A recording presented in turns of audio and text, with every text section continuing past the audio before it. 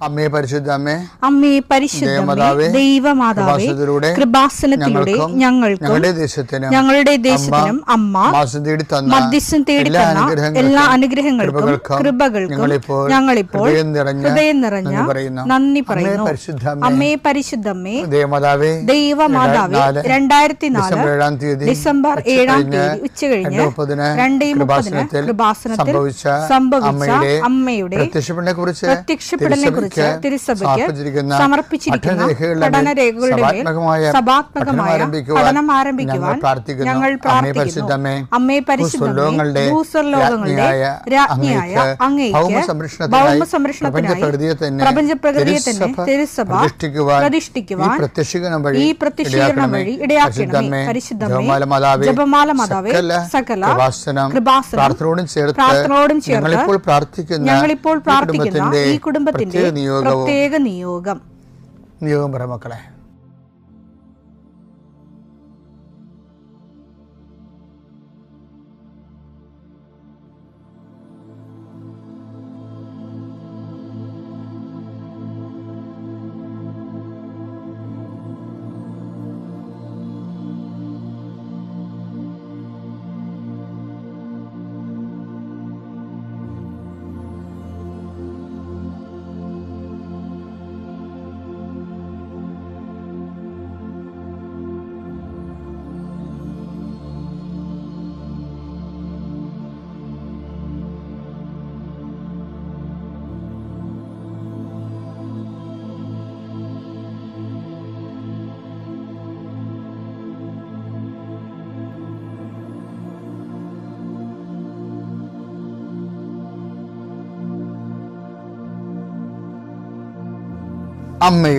അമ്മയുടെ പ്രത്യക്ഷീകരണത്തിന്റെ ഈ അനുഗ്രഹവേളയിൽ ഞങ്ങൾക്ക് സാധിച്ചു തരുവാൻ കനിയണമേ.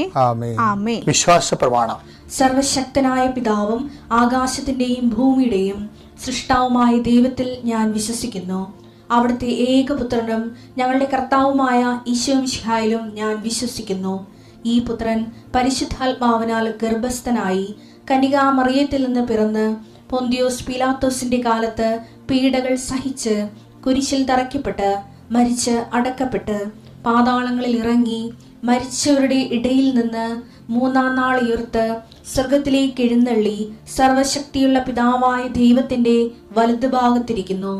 അവിടെ നിന്ന് ജീവിക്കുന്നവരെയും മരിച്ചവരെയും വിധിക്കുവാൻ വരുമെന്നും ഞാൻ വിശ്വസിക്കുന്നു. പരിശുദ്ധാത്മാവിലും ഞാൻ വിശ്വസിക്കുന്നു. വിശുദ്ധ കത്തോലിക്കാ സഭയിലും പുണ്യവാന്മാരുടെ ഐക്യത്തിലും പാപങ്ങളുടെ മോചനത്തിലും ശരീരത്തിന്റെ ഉയർപ്പിലും നിത്യമായ ജീവിതത്തിലും ഞാൻ വിശ്വസിക്കുന്നു. ആമേൻ. സുഖസ്ഥനായ ഞങ്ങളുടെ പിതാവേ, അങ്ങയുടെ നാമം പൂജിതമാകണമേ. അങ്ങയുടെ രാജ്യം വരണമേ. അങ്ങയുടെ തിരുമനസ് സ്വർഗത്തിലെ പോലെ ഭൂമിയിലും ആകണമേ. അന്നു വേണ്ടുന്ന ആഹാരം ഇന്ന് ഞങ്ങൾക്ക് തരണമേ. ഞങ്ങളോട് തെറ്റ് ചെയ്യുന്നവരോട് ഞങ്ങൾ ക്ഷമിക്കുന്നത് പോലെ ഞങ്ങളുടെ തെറ്റുകൾ ഞങ്ങളോടും ക്ഷമിക്കണമേ. ഞങ്ങളെ പ്രലോഭനത്തിൽ ഉൾപ്പെടുത്തരുതേ, തിന്മയിൽ ഞങ്ങൾ രക്ഷിക്കണമേ. ആമേൻ. നന്മ നിറഞ്ഞ മറിയമേ, സ്വസ്തി. കർത്താവ് അങ്ങയുടെ കൂടെ സ്ത്രീകളിൽ അങ്ങ് അനുഗ്രഹിക്കപ്പെട്ടവളാകുന്നു. അങ്ങയുടെ ഉദരത്തിൻ ഫലമായി ഈശോ അനുഗ്രഹിക്കപ്പെട്ടവനാകുന്നു. പരിശുദ്ധ മറിയമേ, തമ്പുരാന്റെ അമ്മേ, പാപികളായ ഞങ്ങൾക്ക് വേണ്ടി ഇപ്പോഴും ഞങ്ങളുടെ മരണസമയത്തും തമ്പുരാനോട് അപേക്ഷിക്കണമേ. ആമേൻ. കർത്താവേ, നിന്റെ ഉന്നതമായ നാമത്തിന് സ്തോത്രം ചെയ്യുന്നു. കർത്താവേ, നിന്റെ വിശുദ്ധ പൗരോഹിത്യത്തെ മഹത്വപ്പെടുത്തണമേ. കർത്താവേ, സഭയിലുള്ള സാന്നിധ്യം പ്രകടമാക്കണമേ. 40 വർഷം ഞാൻ അർപ്പിച്ച കുർബാനയുടെ യോഗ്യതയാണ്. കൃപാസ്ഥാനത്താറെ ജീവനോടെ പ്രത്യക്ഷപ്പെട്ട പരിശുദ്ധമ്മയുടെ പ്രത്യക്ഷീകരണത്തിന് സ്ഥിരീകരണത്തിനായി അങ്ങയുടെ മക്കൾ ഇന്ന് അഭിമുഖിക്കുന്ന എല്ലാ വിഷയത്തിൻ്റെ മേലും സഞ്ചാരി മാതാവി സമയത്തിൻ്റെ അധികാരി അമ്മയുടെ പ്രത്യേകമായ സാന്നിധ്യം ഉണ്ടായിക്കൊണ്ട് കർത്താവേ, ഞങ്ങളുടെ കഴിവ് കൊണ്ടല്ല, അങ്ങയുടെ കൃപ കൊണ്ടാണ് അങ്ങയുടെ മക്കൾ എവിടെയെല്ലാം യാത്ര ചെല്ലുന്നുവോ, ഏതെല്ലാം പരീക്ഷ എഴുതുന്നുവോ, ഏതെല്ലാം പക്ഷേ റിസൾട്ട് കാത്തിരിക്കുന്നുവോ, ഓരോ വിഷയത്തിനും മനസ്സ് ബന്ധു നേറിക്കൊണ്ട് കാത്തിരിക്കുന്ന സഹായം പ്രതീക്ഷിക്കുന്ന ഓരോ സ്ഥലങ്ങളെയും കർത്താവേ, അത് നഷ്ടപ്പെട്ടു പോകാതെ അവർക്ക് കിട്ടാനും അവർക്ക് അനുഭവവേദ്യമാക്കാനും കർത്താവെ സഹായിക്കണമേ എന്ന് പ്രാർത്ഥിക്കുന്നു. ഓരോ ഡേറ്റും ഓരോ നീ പ്രത്യാശയോടെ കാത്തിരിക്കുന്ന ചില വ്യക്തികളുടെ വരവ്, പ്രത്യാശയോടെ കാത്തിരിക്കുന്ന ചില ഓഫറുകൾ പ്രത്യാശയോടെ കാത്തിരിക്കുന്ന ചില തീയതികൾ എല്ലാം എൻ്റെ ദൈവവേദനെ നിനക്ക് അനുഗ്രഹമായി മാറട്ടെ. അതിനെതിരെ വരുന്ന എല്ലാ തിന്മയുടെ ശക്തികളെയും ഈശോയുടെ നാമത്തിൽ ഞാൻ ബന്ധിച്ചു കർത്താവിന് കാൽക്കീഴിലാക്കുന്നു. കർത്താവെ, രോഗികൾ, പീഡിതരെ, കുടുംബസമാധാനം ഇല്ലാത്തവരെ, വിദേശ യാത്ര ചെയ്യുന്നവരെ, കർത്താവെ, അവരെല്ലാം നീ ആശീർവദിക്കണമെന്ന് പ്രാർത്ഥിക്കുന്നു. എൻ്റെ കർത്താവിൻ്റെ ഉന്നതമായ നാമത്തിൽ സഭയുടെ അധികാരത്തിൽ കുരിശിൻ്റെ അടയാളത്തിൽ ഉപരി പഠനത്തിന് വേണ്ടി ചിന്തിക്കുന്നവരും ആലോചിക്കുന്നവരും അതിനുവേണ്ടി പരിശ്രമിക്കുന്നവരും അവരുടെ കഴിവിനേക്കാൾ ഒരു ദൈവത്തിൻ്റെ കൃപയാൽ അവർ ചെന്നെത്തേണ്ട ഇടത്ത് അവരെ എത്തിക്കാൻ വേണ്ടി പരിശുദ്ധമ്മ ദൈവമാതാവിൻ്റെ മധ്യസ്ഥ പ്രാർത്ഥിക്കുന്നു. കർത്താവ്, അസ്ഥിരോഗികളെ നിസ്സുഖപ്പെടുന്നതിനെ ഓർത്ത് നന്ദി പറയുന്നു. ആ ദർശനത്തിലുള്ളതാണ്. അസ്ഥിരോഗികളെ കർത്താവ് സുഖപ്പെടുന്നതിനെ ഓർത്ത് നന്ദി പറയുന്നു. നിത്യപിതാവും പുത്രനും പരിശുദ്ധാത്മാവായ സർവേശ്വരനെ നീക്കുവാമേ. എൻ്റെ മക്കളെ, ദൈവവുമായിട്ടുള്ള ഡീലിങ്സ് വളരെ സൂക്ഷിച്ച് ഡീൽ ചെയ്തില്ലെങ്കിൽ ഞങ്ങൾക്ക് സെമിനാർ പഠിക്കാറെത്തി അവിടെ ചില ആൾക്കാരൊക്കെ പഠിക്കാതെ എന്നോട് ഞാൻ സെമിനാർ പഠിക്കുന്ന കാലത്ത് ഈ സ്റ്റഡിയുടെ പഠന സമയമുണ്ടല്ലോ, ആ സമയത്ത് ചില സമയത്തൊക്കെ നാടകം എഴുതും, ചില സമയത്ത് ചെറുകഥ കോമ്പറ്റീഷൻ വരും, ഒക്കെ എഴുതും, ചിലപ്പോൾ കവിത കോമ്പറ്റീഷനൊക്കെ എഴുതും. അപ്പോൾ കൂട്ടുകാരുണ്ടല്ലോ, ആ പിൻ ഡ്രോപ്പ് സൈലൻ്റ് ആയിരിക്കേ. കൂട്ടുകാർ പഠിത്തം കഴിഞ്ഞിട്ട് പുറത്തിറങ്ങില്ല, നമ്മൾ പ്രാർത്ഥിക്കാൻ വേണ്ടി ഇറങ്ങുമ്പോൾ ചെവി പറയും, എന്താണ് റീക്കുള്ള തയ്യാറെടുപ്പാണല്ലേ, എന്നാണ് അവിടെ പറയണത്. റീ എന്ന് വെച്ച് കഴിഞ്ഞാൽ എക്സാം എഴുതേണ്ടി വരുന്ന അതിന് അർത്ഥം. പഠിക്കണ സമയത്ത് ഇരുന്ന് കഥ എഴുതി കഴിഞ്ഞാൽ എക്സാം എഴുതേണ്ടി വരുമെന്നാണ് അർത്ഥം. അപ്പോൾ അത് നിങ്ങൾ എന്താ പറയണത്, അങ്ങനെ സപ്ലൈ അതാണ്. ഇപ്പോൾ ഈ ദൈവത്തിലെ ഡീലീസ് സൂക്ഷിച്ചാൽ സപ്ലി വരും. നിങ്ങൾക്ക് തോന്നുന്നുണ്ട് ഹാഗർ എങ്ങനെ കഥാപാത്രമായതാണ്, എബ്രഹാത്തിന് എങ്ങനെയാണ് ഈ ബലിയർപ്പിക്കേണ്ടി വന്നത് സ്വന്തം മകന്, അതെല്ലാം സപ്ലിയാണ്. ഹാഗർ സപ്ലിയാണ്, എബ്രഹാത്തിൻ്റെ ബലിയും സപ്ലിയാണ്. എന്നുവെച്ചാൽ എക്സാമാണ്. ഒരു എക്സാമിന് തോറ്റാൽ ദൈവം അടുത്ത് അതിനേക്കാൾ ഭാരമുള്ള വേറെ എക്സാം വെക്കും. ദൈവത്തെ സംബന്ധിച്ചിടത്തോളം ദൈവം ഒരാളെ എക്സാം ചെയ്ത് സത്യസന്ധമാണെന്ന് കണ്ടാൽ മാത്രമേ പ്രൊസീഡ് ചെയ്യത്തുള്ളൂ. ഇപ്പോൾ ഹാഗർ എങ്ങനെ വന്നതാണ്? സാറാടെ ചിരിയിൽ നിന്നാണ് ഹാഗർ വരണത്. കർത്താവ് ആദ്യം പറഞ്ഞില്ലേ, അടുത്ത വസന്തത്തിൽ ഞാൻ ഇതിലേ കടന്നു പോകുമ്പോൾ നിനക്കൊരു കുഞ്ഞുണ്ടാകുമെന്ന് പറയത്തില്ലേ. ഉടനെ സാറാ ചിരിച്ച്, കാരണം ദൈവത്തിൻ്റെ വചനം അവിശ്വസിച്ചു. അപ്പം എന്ത് പറ്റി? അവിശ്വസിച്ച് കഴിഞ്ഞാൽ പിന്നെ അവിശ്വസിച്ച ആ അവസ്ഥയിൽ ദൈവമായിട്ട് ഡീലിങ് നടക്കത്തില്ല. പിന്നെ വിശ്വാസത്തിലേക്ക് വരണമെങ്കിൽ വിശ്വാസം തെളിയിക്കണം. അപ്പം സാറാ വന്ന് എബ്രാഹും ആ അതിൽ പെട്ടുപോയി. സാറാ ചിരിച്ചപ്പോൾ എബ്രഹാത്തിന് സാറാനെ ഒന്ന് ശാസിക്കാമായിരുന്നു. പക്ഷെ എബ്രഹാം മിണ്ടിയില്ല. അതൊരു പുതുമയായിട്ട് എടുത്ത് ദൈവമാണ് സംസാരിക്കണം എന്നുള്ള ദൈവം എബ്രഹാത്തിന് തോന്നിയില്ല. 17:10 കർത്താവ് പറഞ്ഞു, വസന്തത്തിൽ ഞാൻ തീർച്ചയായും തിരികെ വരും. അപ്പോൾ നിന്റെ ഭാര്യ സാറായിക്ക് ഒരു മകനുണ്ടായിരിക്കും. അവന്റെ പിറകിൽ കൂടാരവാതിൽക്കൽ നിന്ന് സാറാ ഇത് കേൾക്കുന്നുണ്ടായിരുന്നു. അബ്രാഹവും സാറായും വൃദ്ധരായിരുന്നു. അവൾക്ക് ഗർഭധാരണ പ്രായം കഴിഞ്ഞിരുന്നു. അതിനാൽ സാറാ ഉള്ളിൽ ചിരിച്ചുകൊണ്ട് പറഞ്ഞു, എനിക്ക് പ്രായമേറെയായി, ഭർത്താവും വൃദ്ധനായി, എനിക്കിനി സന്താന സൗഭാഗ്യം ഉണ്ടാകുമോ? അതായത് എൻ്റെ ഒരു വാക്ക് ദൈവം തിരികെ ചേർത്തിട്ടുണ്ട്. 11 വായിച്ചേ. കർത്താവ് പറഞ്ഞു, വസന്തത്തിൽ ഞാൻ തീർച്ചയായും തിരികെ വരും.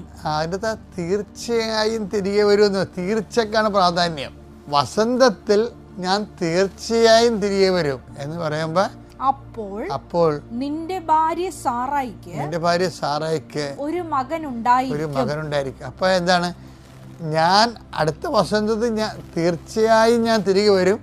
അപ്പോൾ തീർച്ചയായും നിൻ്റെ ഭാര്യ സാറായിക്ക് ഒരു മകനുണ്ടായിരിക്കും.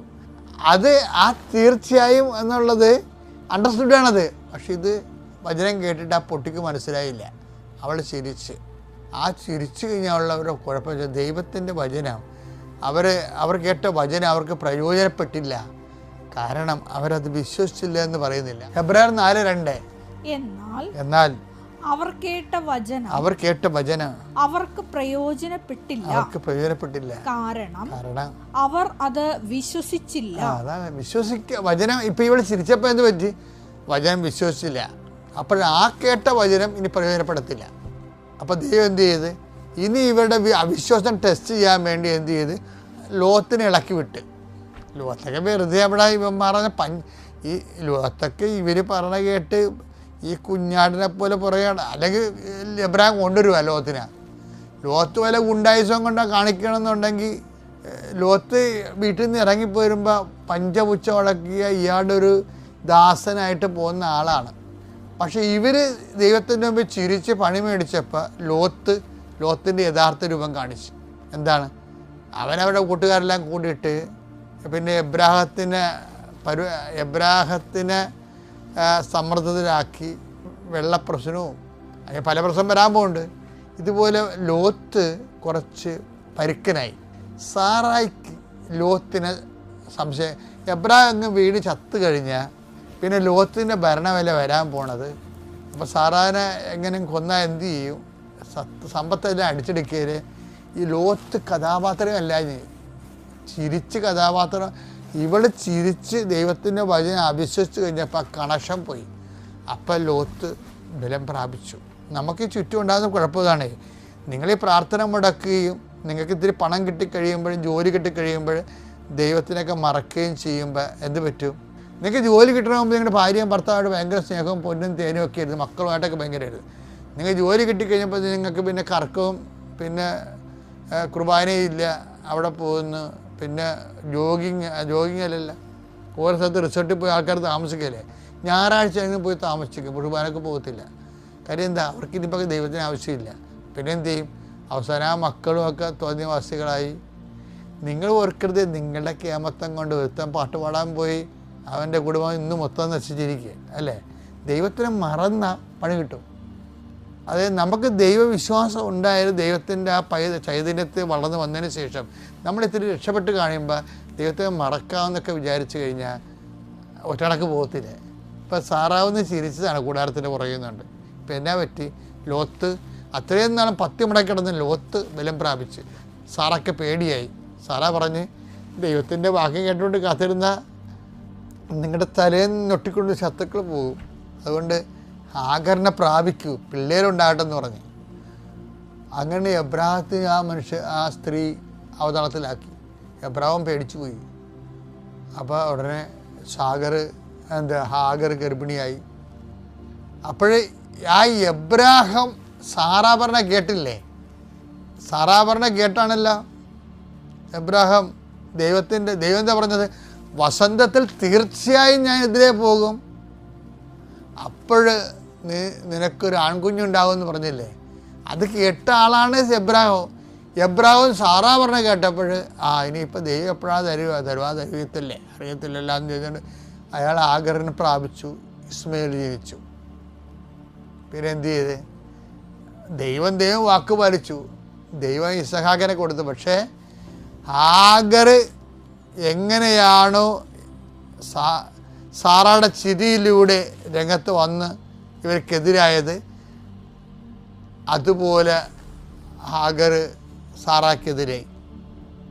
ദൈവം പറഞ്ഞാൽ കേൾക്കാതെ എബ്രാഹം സാഗറിനെ പ്രാപിച്ചതിൻ്റെ പേരിൽ പിന്നെ എന്ത് ചെയ്യും? അതിനേക്കാൾ വലിയ പരീക്ഷണത്തിന് അഭിമുഖീകരിക്കേണ്ടി വന്നു. അതാണ് ഇസഹാക്കിൻ്റെ ബലി എന്ന് പറയണത്. ഇസഹാക്കിൻ്റെ ബലി എബ്രാഹം മരത്തി വെച്ചതാണ്. ഈ ഹാഗറിനെ പ്രാപിക്കാതിരുന്നെങ്കിൽ, കർത്താവിൻ്റെ വചനം പോലെ വിശ്വാസത്തോടെയും പ്രത്യേകം കാത്തിരുന്നെങ്കിൽ എബ്രാഹത്തിൻ്റെ ബലി ഒഴിവാക്കാമായിരുന്നു. അത് എൻ്റെ ഒരു സ്വകാര്യ ചിന്തയാണ്. സഭ ഇങ്ങനെ ഈ വിഷയത്തിൽ അങ്ങനെ ഒരു പഠനങ്ങളൊന്നുമില്ല.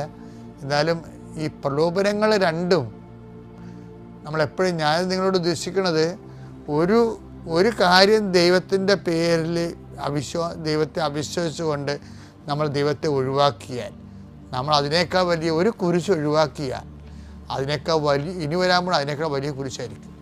അതാണ് ഓരോ ഈ എബ്രാഹത്തിൻ്റെ സാറായുടെയും കഥയുടെ അന്തർധാരയിൽ പോകുന്ന ഒരു നൂലതാണ്. ശരിക്കും എബ്രാഹത്തിന് രണ്ടിനും പണി കിട്ടില്ലേ? തിരിച്ച സാറായ്ക്ക് ഹാഗറിൽ നിന്ന് സമ്മർദ്ദം ഉണ്ടായി.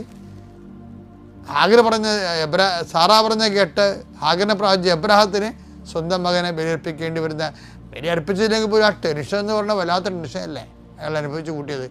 പല ടെൻഷനും ദൈവത്തിൻ്റെ വാക്കുകൾ അനുസരിക്കുന്നതിന് പകരം സാഹചര്യ സമ്മർദ്ദത്തിന് അടിപ്പെടുന്ന കൊണ്ട് ഉണ്ടാക്കുന്നതാണ്. അതുകൊണ്ട് നിശബ്ദമാവുക, ദൈവവഴികൾക്ക് വേണ്ടി കാത്തിരിക്കുക, അത് നടപ്പിലാക്കാൻ വേണ്ടിയുള്ള സാവകാശം വേണ്ടി പ്രാർത്ഥിക്കുക. പിതാവിൻ്റെയും പുത്രൻ്റെയും